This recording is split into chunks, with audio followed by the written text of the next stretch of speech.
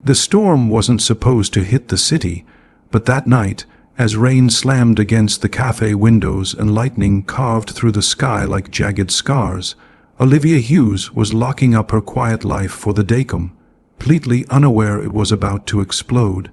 Her downtown bookshop, Cafe, the Maple Nook, was a cozy haven, soft jazz humming, cinnamon coffee brewing, and second-hand novels stacked to the ceiling.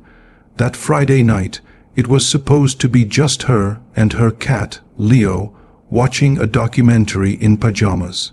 Instead, a man pounded on her glass door at 11:41 p.m., soaked, breathless, bleeding slightly. "I need help," he rasped. "Please." She hesitated. He looked like someone out of a Netflix thriller. Sharp, jawed, haunted eyes, a face she almost recognized. What she didn't know was this wasn't just any man. This was Cal Weston, a British-American film star whose face had graced global billboards, and now he was hiding from someone dangerous, with nowhere to go. By morning, Olivia's name would be splattered across social media. Rumors would spiral, her shop would be stalked, and worst of all, her entire identity would be questioned, because that storm didn't just bring thunder. It brought a scandal, and Olivia Hughes never saw it coming. The last customer had left 2 hours ago. Olivia had just flipped the closed sign on the fogged window of the Maple Nook. Her half, bookstore half, cafe nestled between a florist and a pawn shop in a quiet Canadian town. Thunder rolled in the distance. Weather alerts buzzed on her phone all evening, but they didn't concern her. Storms came and went. She wiped down the espresso machine, humming softly. A crack of lightning lit up the front of the shop. Then came the knock. No bang. Olivia froze. Her heart skipped. The kind of knock that didn't belong to a polite latecomer. It was urgent, frantic. She turned toward the front door, where raindrops streaked down the glass. A tall figure leaned heavily against it, his body barely visible through the downpour. She hesitated, every instinct screaming to stay away, but something in his posture, broken, drenched, desperate, pulled her forward. She unlocked the deadbolt halfway and cracked the door open, just enough for a breath of cold air and the man's raspy voice. "Please, just let me in, just for a minute." His accent was unmistakable. British, but with a polished, cinematic smoothness. She had heard that voice before, somewhere. Movies, interviews. The man looked up, and Olivia's breath caught. He was pale, soaked to the bone, and bleeding slightly above his right eyebrow. But the face beneath the mess was unmistakable. Cal Weston, the Cal Weston two-time BAFTA winner, People's Sexiest Man Alive, twice in a row, Hollywood's darling and Britain's export. He was everywhere. Talk shows, films, red carpets. And now, at her door, "What are you? I don't have time, please. I need somewhere to stay, just tonight. I swear I'll explain everything. Are you being followed?" she asked, panicked. "I don't think so," he whispered, looking over his shoulder. "But I can't stay outside. It's not safe, not for either of us." Olivia stared at him. 1,000 questions swirled in her head, but instincts kicked in. She opened the door wider. "Come in." "But if this is some kind of..." "It's not," he said quickly. "You're saving my life." He stepped inside. Water dripped off him onto the hardwood. His gray coat was torn at the shoulder. She locked the door again behind them and pulled the curtain shut. "Sit," she said. "I'll get you a towel." As she rushed into the back storage room, her thoughts scrambled. What was he running from? Why here? Why her? And why in the world would Cal Weston, worth millions, be running through a small-town storm at midnight? She returned with a towel and a mug of hot tea. He was seated at the reading nook, soaked leather armchair, trembling hands, blood dripping down his cheek. She handed him the towel. He dabbed his forehead. "Thank you," he murmured, his voice low, soft. "I didn't know where else to go. I don't understand. Are you? What's going on? Did you crash? Are you in trouble?" He looked up at her then, and there was something in his expression that made her stomach flip. Fear, real fear. "I was at a fundraiser in Toronto," he began. "Private event, list guests, politicians, CEO. It's complicated. Something happened, something that shouldn't have." He didn't elaborate. Instead, he sipped the tea. Olivia sat across from him in the opposite chair, still unsure if she was in a dream or a scene from one of his movies. "I saw the light through the windows," he said finally. "Your shop? It was the only one lit for miles. My car broke down about 10 minutes away. I've been walking in the rain since." Olivia's brain fought to keep up. "So what do you need from me? Just tonight, somewhere safe until morning, then I'll be gone." She swallowed. Her apartment was upstairs, above the shop. She normally wouldn't have let any stranger, into her home, but something about this was different. "I have a couch upstairs," she said reluctantly. "Don't get any ideas." A weak smile flickered on his lips. None at all. She led him to the back staircase, flicked on the hallway light, and the two ascended in silence. Olivia's apartment was modest, cozy, with books stacked on every surface and mismatched furniture that made it feel more like a grandmother's cottage than a movie star's safe house. She pointed to the pull-out couch and handed him a spare set of sweatpants and a hoodie. "They're from my brother, too big for me, might fit you, thank you again," he said softly. She nodded and turned toward her bedroom, but paused. "If you're lying to me about any of this." "I'm not." There was pain in his voice, heavy and raw. She nodded once more and closed her door, but sleep didn't come. She paced her bedroom, her mind spiraling. How had this happened? Why her bookstore? And what secret was Cal Weston hiding that was so serious he couldn't go to a hotel or call the police? Her phone buzzed with a message from her best friend, Eva. "Storm's crazy out. You safe?" She typed a shaky reply. "Safe. Strange night. Tell you tomorrow." She didn't mention the A-list celebrity sleeping on her couch. By 3 a.m., she was still awake. Then came the creak. A soft floorboard groaned from her living room. She grabbed her phone and tiptoed to her door, peeking through the crack. Cal was standing at the window, peering through the blinds, tense. "Is everything okay?" she whispered. He turned, startled. "Sorry, I thought I saw a car. Probably nothing." She approached him slowly. "Are you going to tell me what's really going on?" He exhaled. "Tomorrow, I promise." She wasn't sure she believed him. But something about the way his shoulders slumped, the way he carried himself like a man unraveling, made her want to protect him, or maybe understand him, maybe both. "Get some sleep," she murmured. "We'll talk tomorrow." He nodded, retreating to the couch. She returned to her room, her heart pounding. Outside, the storm raged on, but inside, something far more unpredictable was brewing.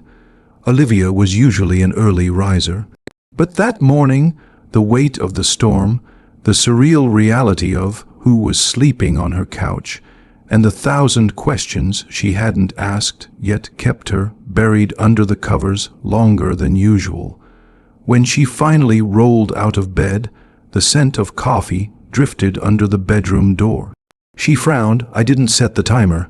She tied her robe and stepped into the hallway cautiously. The soft clink of a spoon tapping a ceramic mug echoed from the kitchen. Cal stood barefoot, wearing her brother's old sweatpants and a navy hoodie, his wet designer clothes presumably drying somewhere. His wet hair was now a tousled mess, and his beard had started to show some morning scruff. He looked less like a movie star and more like a man. "Morning," he said, lifting a mug toward her. "You made coffee. Your machine's pretty self-explanatory." He smiled, but it didn't reach his eyes. "Right, thanks." She took the mug, holding it like a shield between them. They sat at the small breakfast table. For a few moments, silence stretched out. Only the hum of the refrigerator filled the air. Finally, she broke it. "So, are you going to tell me the truth now?" Cal stared into his coffee like it might offer him a way out. "I found out something last night. Something I wasn't supposed to know." "Which is?" "My manager and a major studio executive. They're laundering money through the charity arm of a film foundation. They've been using it to dodge taxes, pocket millions. They thought no one would notice. And you found out, by accident," he said. I saw emails on a shared tablet while prepping for a speech. Screenshots, transactions, everything. She blinked and you ran. I confronted them. They told me to shut up and collect my Oscar. Said if I went public, they'd bury me with stories, rumors, leaks. Olivia's eyes narrowed. And then things escalated. My manager pushed me physically. There was yelling. Security got involved. I ran before it hit the press. But now it's going to, isn't it? He nodded. She reached for her phone out of habit, and sure enough, the notifications were pouring in. Twitter, Instagram, news. She tapped one headline, breaking, Cal Weston missing after alleged altercation at Toronto Gala. Rumors suggest a woman helped him escape. Identity unknown. Another update showed grainy CCTV footage of a man matching Cal's profile near her block. Then, oh no, Olivia whispered, they have a photo of my store.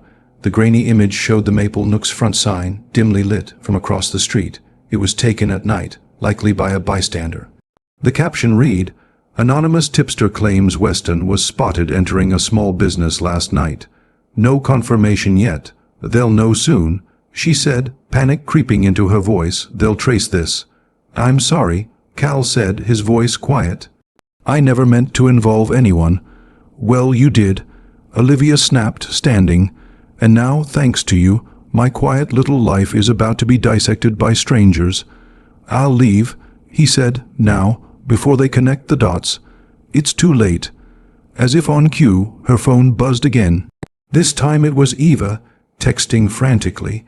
Olivia, turn on the news. Now. She didn't need to.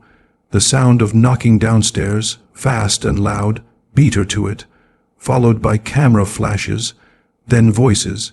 Miss Hughes, are you housing Cal Weston? Is it true you're romantically involved? Why did you help him escape?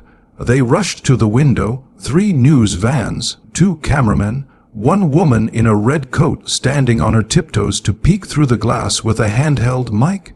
Olivia backed away from the curtain, heart hammering. This is insane. Cal reached for her arm, gently. I'll go out.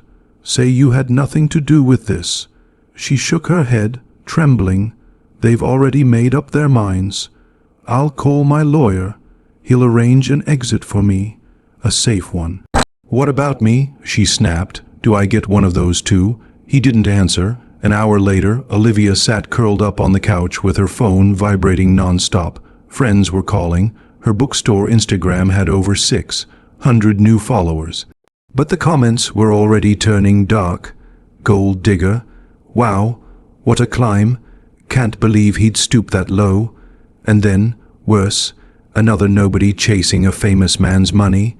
Was this her plan all along? She's not even hot. She threw the phone onto the cushion. Cal walked in quietly, now back in his suit. His lawyer had arranged a black SUV to pick him up in an hour from the alley behind the store. I've made it worse, haven't I? He said softly. She looked up. Her eyes were filled with tears, angry ones. I run a bookstore, Cal. A bookstore. I've worked 10 years to build it, and now strangers on the internet think I'm sleeping my way to a movie role. I'm going to fix it, he said. You didn't ask for any of this. She stared at him. No, but I let you in, so maybe I did. There was a long silence. Come with me, he said suddenly. What? Just until the press cools down. My lawyer has a house a few hours outside the city. We can stay there, safe, quiet. You want me to hide? I want to protect you, he said, at least until we figure out how to clear your name. She almost said no, but her phone buzzed again. Local bookshop owner allegedly aided Weston escape. A grainy photo of her locking the cafe door. The words Cal Weston's mystery woman in bold underneath. She was already a headline. I'll grab my bag, she whispered. The black SUV moved swiftly through the rural backroads, tires slicing through puddles and fog settling low across the trees. Olivia sat in the back seat, wrapped in her coat, staring blankly out the window. Every few minutes her phone buzzed with a new notification.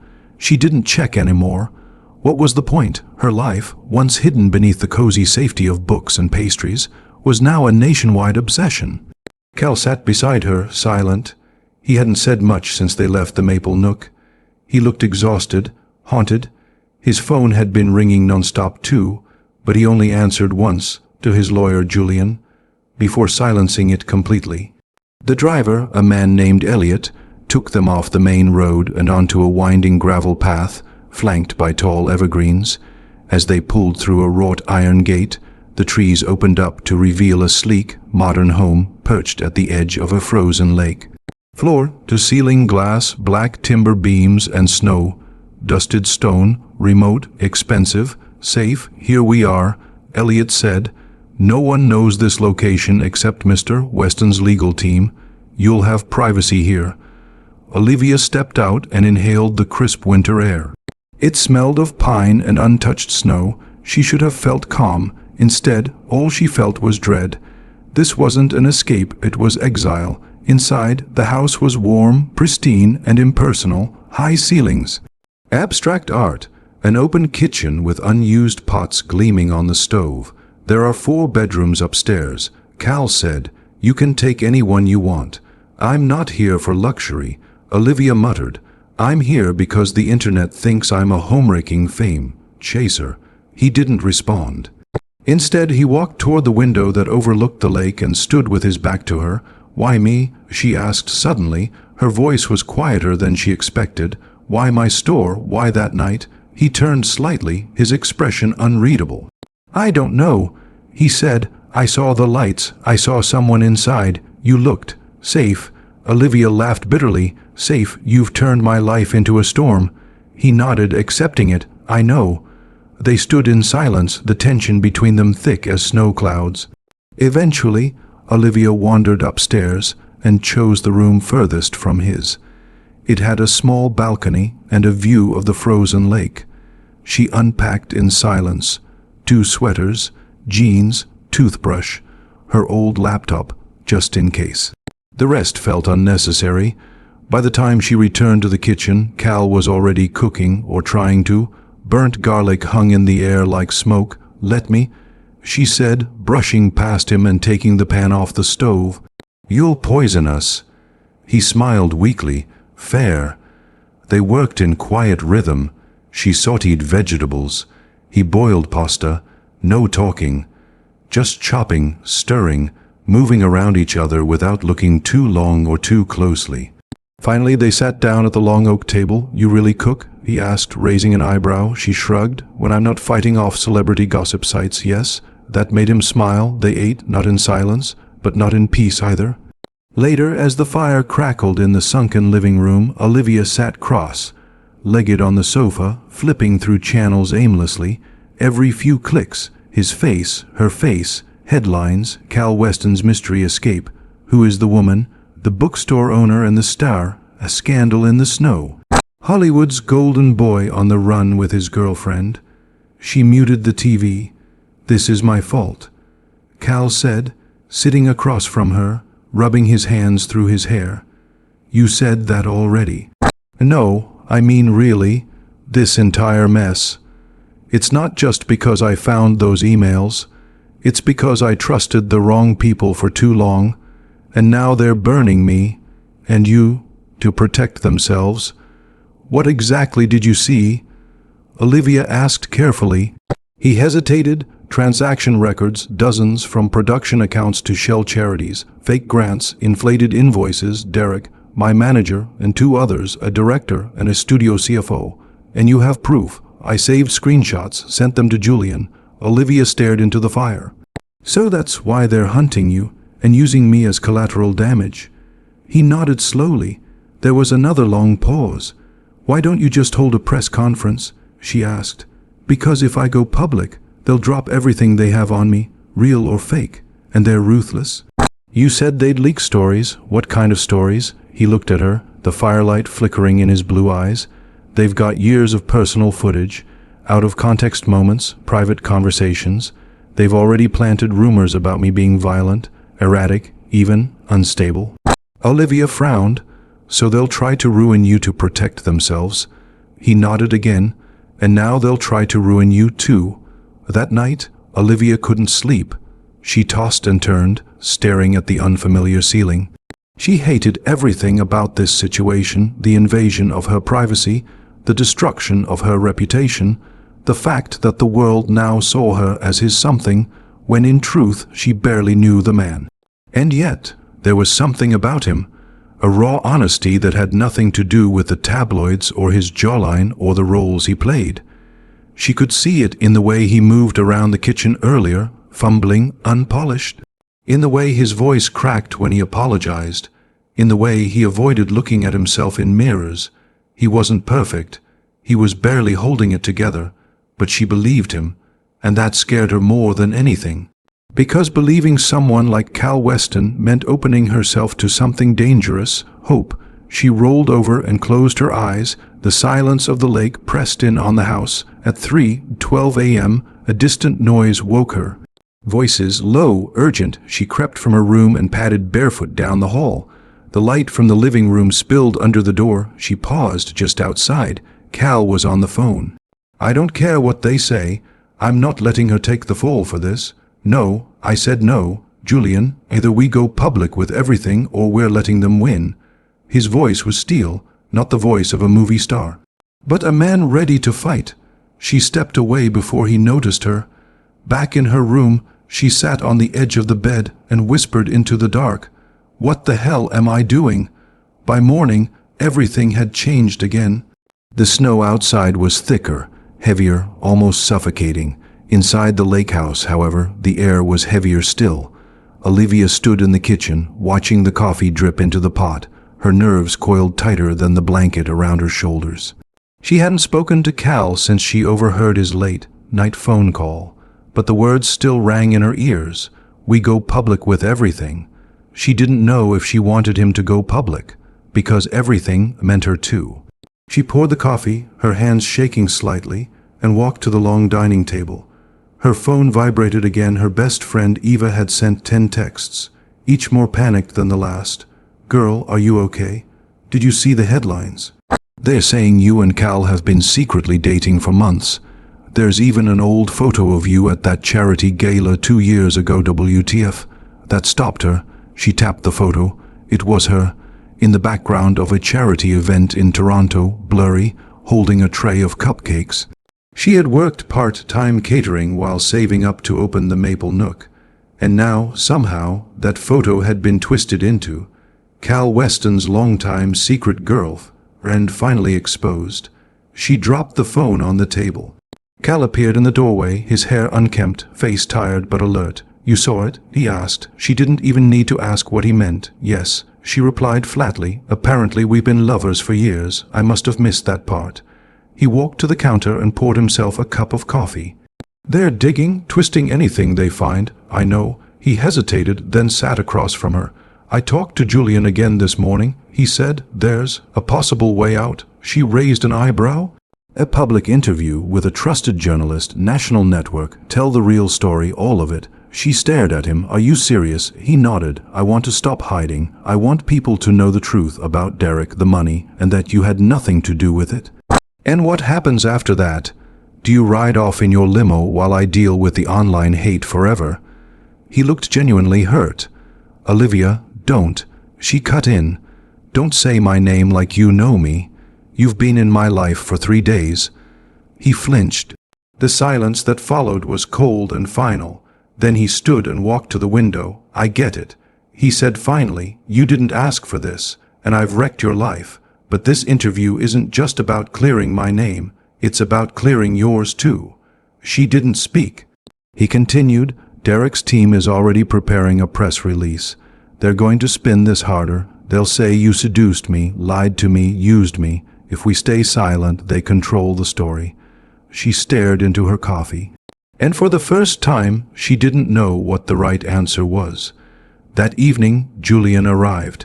He brought a laptop, a thick folder, and his usual polished calm. But Olivia could see it in his eyes. The situation was slipping beyond his control. "The network's on board," he said, placing his things on the kitchen island. "They're sending a journalist tomorrow, Elena Rivera." Olivia blinked. Elena Rivera, from 60 Minutes. Julian nodded. "She's tough, but fair and respected. If you want credibility, she's the one." "I'm not sure I want anything," Olivia said under her breath. Julian glanced at Cal, then gently placed a legal document on the table. This is a statement of voluntary participation. You don't have to sign it, but if you choose to do the interview, this protects your rights and boundaries. She picked it up and read the first few lines. I, Olivia Hughes, hereby agree to participate in a recorded interview about the events leading to. Her hands trembled. What happens if I say no? She asked. Julian hesitated. They'll still run with the story, but without your voice in it. And if I say yes, you have a chance to own your truth. Cal stepped forward, and I'll be beside you the whole time. She looked at him then, really looked at him. Tired, frayed, but present, and for a flicker of a second she saw something else in his eyes. Fear, not of the cameras or the press, or even the truth, but of losing control. Of losing someone who had unexpectedly become an anchor in the storm. I'll do it, she said finally. Julian exhaled. Good, then we prepare. The next morning was a blur. Hair and makeup artists arrived. So did 2 network producers, setting up lights and cameras in the lake house living room.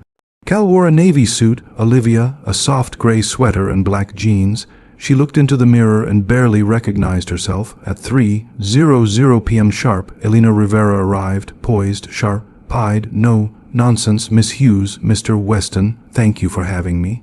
They sat on twin armchairs, the lake behind them a frozen expanse of white. The cameras rolled, and the first question hit like a bullet.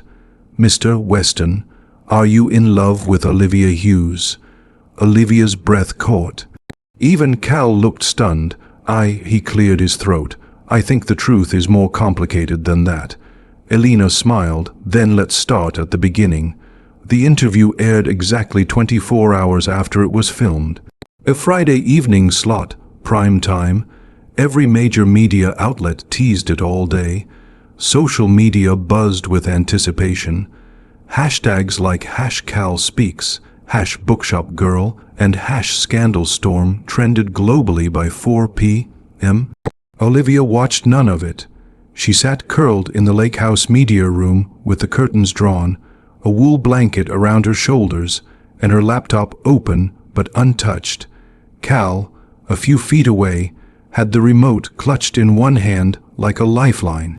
I can turn it off, he said. She shook her head. No, we need to see. The screen faded from a commercial into a stark black title. Exclusive. Cal Weston and Olivia Hughes their side of the storm. The screen cut to Elena Rivera sitting between them on that now familiar couch. Her voice, calm and clear, began the introduction. 4 nights ago, actor Cal Weston disappeared after an altercation at a private charity gala. The next morning, tabloids connected him to a woman from a quiet bookstore in northern Ontario. Speculation, rumors, and targeted online harassment followed. Tonight, we speak with both of them to hear the truth.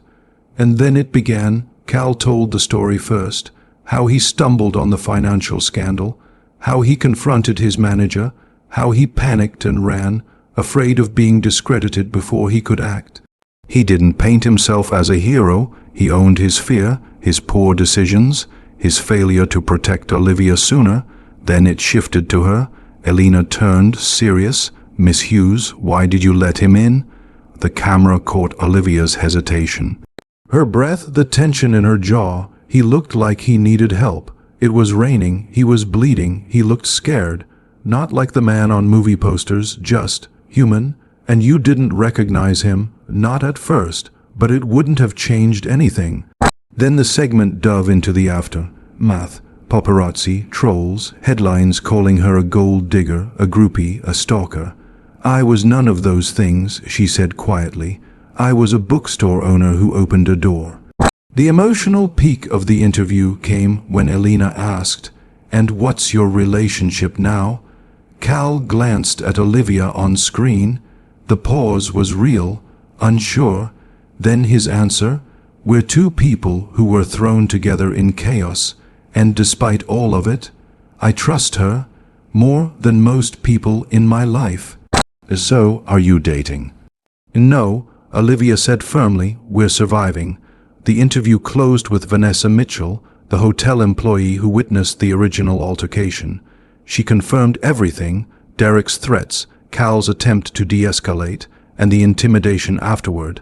Then came the final line from Elena: "This story may have begun with scandal, but what it truly reveals is how power protects itself, and how truth can be weaponized against the innocent." The screen faded to black. Silence filled the room. Cal finally breathed. "That was better than I expected." Olivia stared at the dark screen. "It doesn't matter. What? They already made up their minds. We were either liars before, or now we're liars together." She wasn't entirely wrong. Online reaction exploded. The hashtags were now joined by new ones. #I support Olivia, #Derek exposed, #Truth Storm. But for every post defending them, there were 3 calling them liars. That girl's definitely acting. Look at the fake tears. This is all PR spin. She helped him escape. Period. Nice try, Cal. Playing the victim again. But something else emerged too. Support. People posted stories of being doxxed, harassed, vilified online. Women who had once spoken up and been drowned by public opinion now used Olivia's name as a rallying cry. A small movement began to build, quiet but growing. Still, not everyone was pleased. By midnight, Julian called. "I've just come out of a meeting with our legal team." Derek's lawyer reached out. Olivia, Cal, and Vanessa sat on the couch again, speakerphone on. "What does he want?" Cal asked, exhausted. "To settle privately. If you agree not to press charges or publicly release the financial documents." Cal's eyes narrowed. "He's scared." "He should be," Julian replied. Vanessa's statement, the interview, it turned the tide. "We've also received new tips. One of the foundation accountants is ready to testify. She saw everything." Olivia's heart leapt. Wait, so this could actually bring him down? Julian's voice was calm but deliberate. "Yes. But there's a catch. Always a catch. He'll offer a financial settlement. Enough to rebuild Olivia's store, pay Vanessa for lost income, and donate to a literacy fund to save face." "And what do we have to give him in return?" Olivia asked. Julian paused. Silence. They ended the call shortly after. No one said much for a while. Then Cal turned to Olivia. "What do you want to do?" She swallowed. "I want him held accountable." "You'll get hate for that." "I already have." Cal hesitated. "I want that too," he said finally. "But if we move forward with full charges, it gets uglier. Lawsuits, depositions, more headlines." She looked him in the eyes. "I'd rather be honest and hurt than silent and safe." And he nodded. "Then we don't settle." The next morning, Cal's legal team filed charges. The news broke by noon. Derek Morrison under investigation for embezzlement and defamation. News stations flashed images from the interview, clips of Vanessa, screenshots of donation theft. Suddenly, Olivia's name wasn't the scandal. It was a source of credibility. For the first time in a week, she felt like herself again. Just Olivia, not bookstore girl, not the actress. Just a woman who stood her ground. The backlash came fast. The headlines had barely shifted in Olivia's favor when Derek Morrison struck back. On Monday morning, a new wave of stories hit the press. Anonymous sources, old rumors, and exclusive leaks, meant to tarnish both Cal and Olivia's reputations. Weston's past. Ex-girlfriend says actor had unstable episodes. Bookstore owner once fired from catering job for inappropriate conduct. Exclusive. Olivia Hughes' financial troubles. Is this why she helped Weston? Olivia's jaw dropped as she scrolled. They had dug up an old catering job she left voluntarily and twisted it into scandal. The financial troubles were simply business expenses from when she first opened the Maple Nook. But that didn't matter.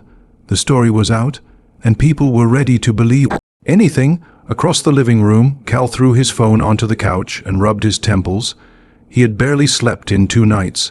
"I told Julian this would happen," he muttered. "They're trying to discredit us before the case even reaches a courtroom.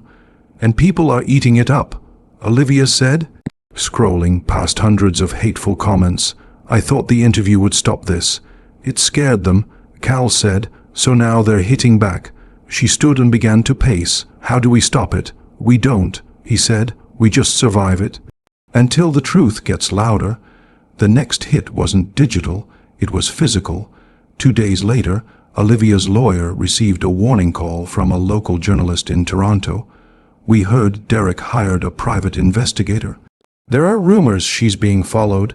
Julian confirmed it an hour later. They're digging deeper, trying to find anything to discredit you. What could they even find? Olivia asked. I've never been arrested. I've never even had a parking ticket. It's not about what's true, Julian said gravely. It's about what they can make look bad. That evening, Olivia stood on the second-story balcony of the lake house, staring out at the frozen lake. She could see boot prints in the snow below Elliot, likely. But it still unnerved her. The idea that someone could be watching them, that her face, her name, her life, was being auctioned off to the highest bidding headline. She wrapped her coat tighter and turned to go inside when she spotted something strange in the snow near the trees. A small drone. Crashed half buried, her stomach dropped. She called for Cal. He and Julian inspected it. The drone's memory card was intact. Hours later, Julian decrypted the footage. It showed the lake house through the windows. Someone had flown it close enough to film Olivia changing clothes through second-floor bedroom blinds. She felt physically sick. This is illegal, she whispered. It's not just illegal. Julian said darkly. It's predatory. The drone was traced to a known tabloid, affiliated photographer. Julian was already drafting a restraining order, but Olivia couldn't breathe. They hadn't just dragged her name through the mud, they had violated her. That night, Cal sat beside her in the dark. No fire, no distractions, just silence. I'm sorry, he said again. I know. I should have found somewhere else to run. She looked at him, her voice calm but raw. But you didn't. And now, here we are, he nodded. I don't regret meeting you, he said. She didn't respond. I don't regret the interview, the lawsuit, the risk. I just wish I'd found you under better circumstances. She finally met his gaze. I don't regret you either. And that was the truth. No matter how broken, chaotic, or surreal the last week had been, he had been the one constant, the only one who saw her as her, not a story, not a pawn, not a headline. Just Olivia. The next day brought a turning point. Julian received confirmation. The accountant who had worked under Derek had agreed to testify in open court. She had documents, emails, evidence that went far beyond what Cal had found. We have them, Julian said, almost stunned. But the celebration was short-lived. At 3:15 p.m., Olivia's phone rang. Unknown number.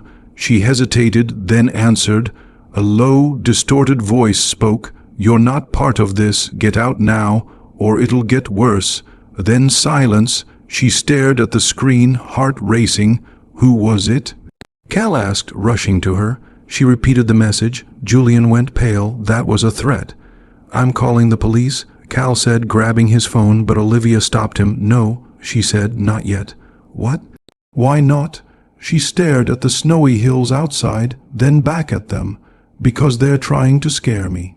And I won't give them the satisfaction. That night she wrote a statement, a public one. She posted it herself to her Stores Now viral social media account, a simple paragraph attached to a selfie, raw, unfiltered, no makeup, just her. They said I was a gold digger. A liar, a fame chaser, that I must have planned this, that I don't look like someone worth believing, but I am. I'm not famous, I'm not rich, but I opened my door to someone in need, and if that makes me a scandal, then maybe the problem isn't me. Maybe it's what we've become. By morning it had 3 million likes, and the comment section, for the first time, wasn't filled with hate. It was filled with support. The courtroom was larger than Olivia expected. Polished wood, tall ceilings, cold fluorescent lights. Reporters lined the benches like vultures, murmuring into phones and jotting shorthand with wide, eager eyes. A few even wore disguises, oversized hats, fake glasses, as if pretending not to be press made them innocent. Olivia sat stiffly in the second row, flanked by Julian and a female security detail.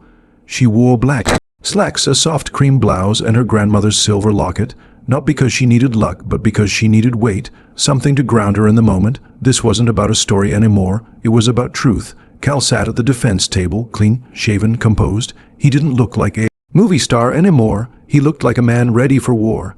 Derek Morrison, across the room, looked different too. He wore a smug smile, as if he still believed this was just a PR crisis, as if he thought the courtroom was just another stage to perform on. His expensive suit, gold cufflinks, and graying temples projected confidence, but Olivia saw it for what it was, fear dressed as arrogance. The judge entered, all rise, and with that, justice began to stir. The first witness was the accountant, Elaine Carter, small, framed, mid-50s, wire-rimmed glasses, with trembling hands but a steady voice. "I worked under Derek Morrison for 8 years. She began. I was asked to sign off on internal financial transfers from production budgets to foundation grants. At first, I didn't ask questions. Then I noticed amounts weren't matching. Over time, I realized some grants were going to fake charities. The courtroom shifted. She continued, calm and precise, describing how they used layered invoices, shell companies, and forged expense reports to move millions. Did you confront anyone about this? The prosecutor asked. Yes, I emailed Derek directly. I have a copy of that email. The letter was displayed on the overhead projector. The courtroom went still. In the email, Elaine raised concerns. Derek's reply was cold, threatening. Stick to your job. You don't want to end up unemployed with a ruined reputation, Elaine. We know what's in your divorce file. Gasps rippled across the room. Objection. Derek's lawyer barked, sustained. The judge said, but the damage was done. Elaine's testimony was followed by a parade of others, assistants, former drivers, 2 junior producers, all piecing together a narrative of systemic fraud, fear, and manipulation. Then came Vanessa, the hotel employee who saw the beginning of it all. She took the stand with poise. I saw Mr. Weston shoved by Mr. Morrison. He didn't retaliate. He walked away. The security team seemed confused. And what happened next? The attorney asked. A man I didn't recognize approached Derek and handed him something. A phone, I think. Derek glanced at it, looked furious, then said, "Then we bury him." The judge leaned forward. "You heard that clearly?" "Yes, Your Honor." Vanessa stepped down to quiet applause. Outside, the media swirled. Inside, the story was crystallizing. Cal Weston hadn't just uncovered a scam. He had stood up to it, and they had tried to crush him. Olivia remained quiet, watching it all unfold with a detached intensity. It felt like watching someone else's life, one where she happened to be standing too close to the explosion. Then, for the first time in the trial, her name was called, Miss Olivia Hughes. She blinked, stood, walked forward. As she raised her right hand and took the oath, the courtroom cameras clicked like thunder. The prosecutor began softly. "Miss Hughes, on the night of February 11th, did you know the man at your door?" "No," she said clearly. "Not until he stepped into the light. Then I recognized him. And yet you let him in." "Yes." "Why?" She took a breath. "Because he needed help, and because it felt right." "I can't explain it. I just knew something was wrong." He looked terrified. They asked about the cafe, about the rumors, about the drone, about the text threats. She answered all of it, steady, clear. Then came the cross-examination. Derek's lawyer stood, a woman in red heels and a blazer too sharp to be friendly.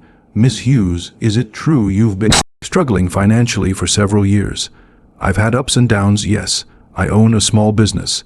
"And did you see Cal Weston as a ticket to improve those finances?" Objection. Overruled. "No." Olivia said calmly. "I saw him as a man bleeding in the rain. Not a bank account. Yet you've gained thousands of followers, sold more books, accepted donations. I never asked for any of it, but you didn't refuse." "No," Olivia said, "because I was too busy protecting myself from stalkers and lies." There was a moment's pause. Then Olivia added, voice low but clear, "If I wanted fame, I'd have sold this story to the tabloids, not risked my safety to help tell the truth." Even the judge tilted her head at that. The courtroom fell silent. After her testimony, Olivia stepped down. As she passed Derek, she saw it, the flicker of doubt in his eyes, not fear of her, but fear of losing. He was losing. She sat beside Cal again. Their shoulders didn't touch, but the space between them buzzed with electricity. He leaned toward her. "You were brilliant," he whispered. She smiled just slightly. "So were you." The trial would continue for several more days, but the narrative was shifting. Jurors nodded. Reporters stopped asking the worst questions. Even Twitter, once hostile, was now filled with threads defending her, quoting her courtroom lines like poetry. And as the judge called for recess, Cal reached over without thinking and placed his hand over hers. For the first time, she didn't pull away. The courthouse was quieter now. The chaos of the first days had calmed. The press no longer screamed from behind barricades. Protesters, once camped outside with cardboard signs and hashtags, had thinned out. Most now followed the drama from afar, watching, tweeting, judging, but no longer crowding the streets. Inside the lake house, the air had shifted too. It was subtle at first, shared cups of tea, brushing past one another in the kitchen, sitting closer on the couch when the fire burned low. Olivia didn't know when the tension between her and Cal had become something softer, something almost tender, but it had. Now it hung in every silence, the kind of silence that said, "I see you," even when you don't speak. They had grown familiar, not just with each other's routines, but with the undercurrents of emotion behind every glance. She could now tell when Cal was pretending to be calm. He could sense when she was on the verge of tears. It had only been 2 weeks, but they felt like years. One night, after court, Cal found her standing outside on the porch, bundled in a wool coat, arms folded, watching the lake begin to melt around the edges. "You okay?" he asked. She nodded. "Yeah, just can't sleep." He joined her, standing at the railing. The sky was a purple, blue bruise above the treetops. "They call today the turning point," he said softly. "Julian thinks the jury's leaning." Olivia stared out at the horizon. "And if they're not? Then we appeal, we fight harder." She smiled faintly. "You've gotten good at speeches." "I had a good teacher." She looked at him. "I didn't teach you anything." He turned. "You did." There was a long pause. Then she said, "You ever wonder how different things would be if it hadn't been my cafe?" He exhaled. "Every day. But I'm glad it was." He added. She turned to him. He looked serious. "I know it wrecked your life, but if it hadn't been you, I don't think I'd have lasted that night. I might have walked into traffic, or called someone I shouldn't have. You would have figured it out." "No," he said. "I think I needed someone real. Someone who didn't want anything from me. Someone who didn't care who I was. Just saw that I was drowning." Her heart beat louder in her chest. "Cal, I'm not asking for anything," he said quickly. "I know this is still a storm, but if someday you can breathe again and you think of me, I'll be there." Waiting, she couldn't speak. The wind moved around them gently. Then, without thinking, she reached out. He didn't pull her in. She did, and for the first time their lips met, not desperate, not frantic, just real and quiet and right. They didn't talk about it that night, but everything changed. Now when they passed in the hallway, their fingers brushed. Now when she laughed at his terrible jokes, she let herself lean against his shoulder. Now when she cried at night, he didn't ask questions. He just held her hand until she slept. In court, the defense flailed. Derek's lawyer attempted to discredit every witness. They attacked Elaine's credibility, questioned Vanessa's memory, brought in a social media expert who tried to argue that Olivia benefited from the scandal, but the jury wasn't buying it. Cal's legal team rested their case with a closing argument that landed like a hammer. This is not a case about celebrity. It is not about gossip. It is about corruption, manipulation, and abuse of power. Mr. Weston chose to speak up, and they tried to silence him. Ms. Hughes chose to help a stranger, and they tried to destroy her. You are not just here to judge facts. You are here to restore truth. Even Olivia teared up. Cal sat beside her, fingers twitching slightly. When the gavel banged, the room exhaled. The jury would return with a verdict within days. But until then, life was on pause. They stayed at the lake house, away from the noise. On the second night of waiting, Olivia came down the stairs in soft flannel pajamas, finding Cal on the couch, watching a documentary on mute. He was drinking tea from one of her mugs, a blue one with "Read More." Judge Les, printed in peeling letters. She sat beside him, no words, just warmth. Eventually he said, "What do you want after all this?" She looked at him. "You mean besides peace and silence?" He smiled. "Yes. I want to reopen the Maple Nook," she said, bigger. "With a reading lounge, maybe a podcast booth, definitely more cinnamon scones. I'll invest." She nudged him. "No way, it's mine. I built it once. I'll do it again. I'll be your most loyal customer." She smiled, then turned serious. "What about you?" He looked away. "I don't know. I don't know if I want Hollywood back." "Then don't go back." He turned to her. "And do what?" She shrugged. "You could write, teach, disappear. Disappear with you." She met his gaze and didn't look away. The next morning her phone buzzed. "Julian, verdict in." 11 a.m. Courthouse. Her stomach flipped. Cal was already dressed when she walked downstairs. They didn't need words. They just held hands the whole way there. The courtroom was packed, every seat filled, reporters lining the back wall, cameras banned from the interior but rolling furiously outside. World waited, not for a movie premiere, not for a celebrity wedding, but for a verdict. Olivia sat on the edge of her seat, hands clasped tightly in her lap. Her heartbeat echoed in her ears. Across from her, Cal looked calm, but she knew him too well now. His jaw was locked. His knee bounced under the table. Derek Morrison sat with forced ease, smirking at the reporters, scribbling his every twitch. The judge entered. "All rise." Everyone stood. Then the jury filed in, 12 citizens, faces unreadable, expressions blank. The forewoman, a woman in her 50s with sharp eyes and a no-nonsense haircut, held a piece of paper in her trembling hands. The judge nodded. "Has the jury reached a unanimous verdict?"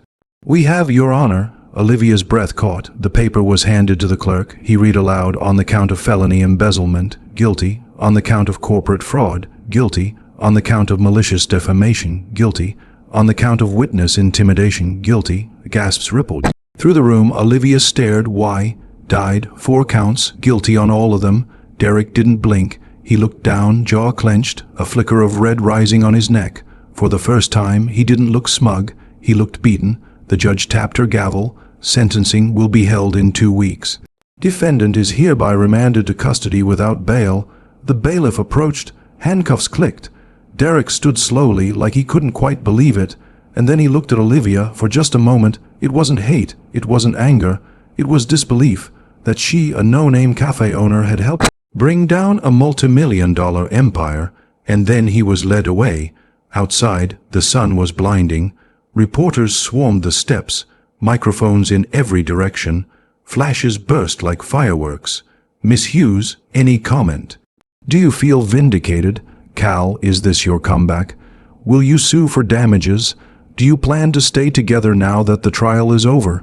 Security surrounded them, pushing a path toward the waiting SUV. But Olivia stopped. She turned, stepped forward, and raised her voice over the chaos. "I didn't do this for revenge. I did it because the truth matters. I opened my door to a stranger in a storm, and the world tried to bury me for it. But I'm still here, and I'm not going anywhere." Click, click, click. The shutters froze her in time. Olivia Hughes, bookstore owner, fighter, survivor. She turned back to Cal, eyes steady. "Let's go."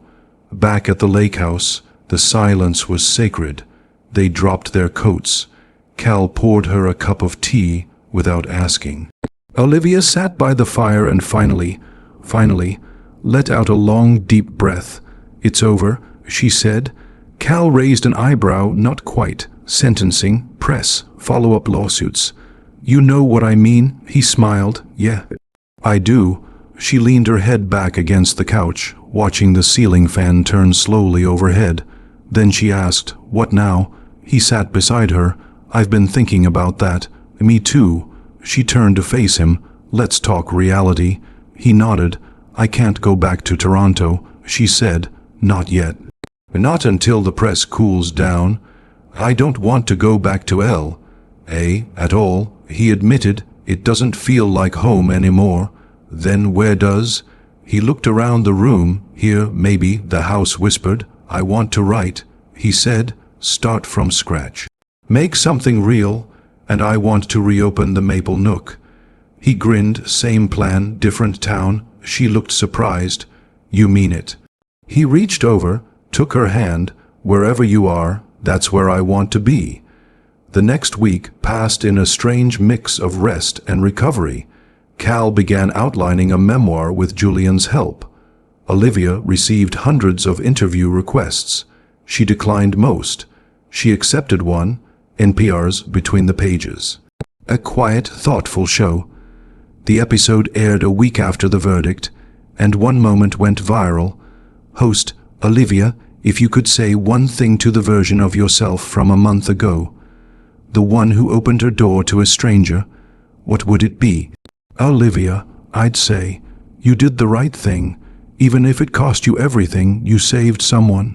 And in doing that, you found yourself. It was reposted millions of times.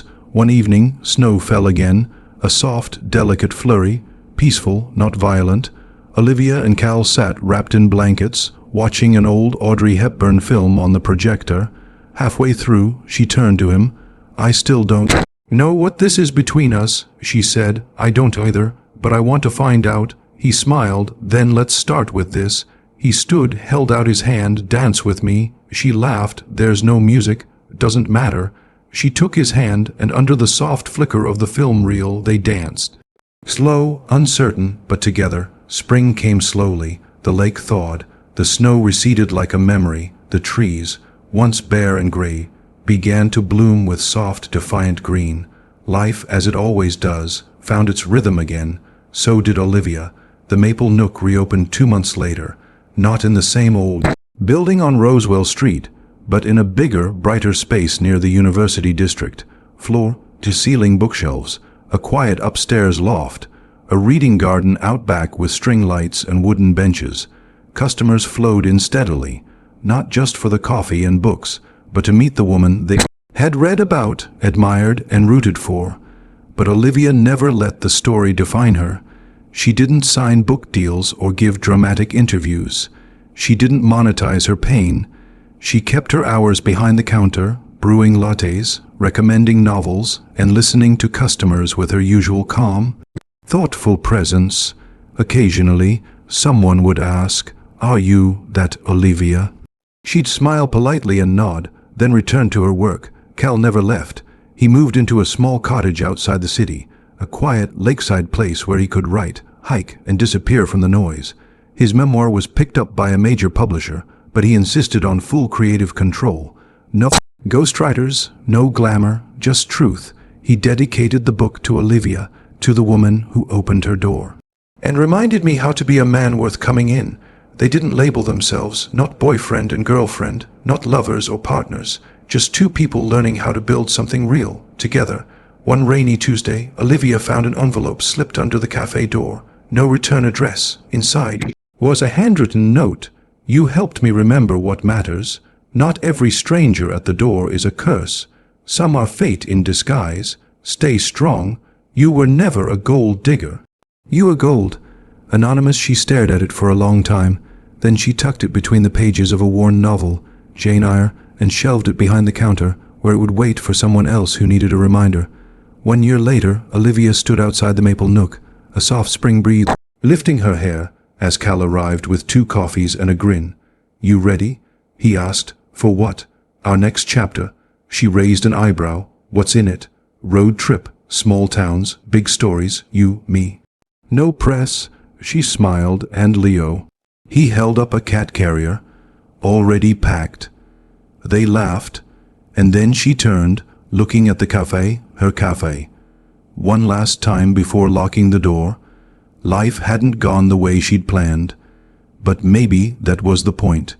Storms come, strangers arrive, scandals explode, but so does truth, so does love, so does healing, and sometimes when you open the door in the dark, you don't just save someone, you save yourself.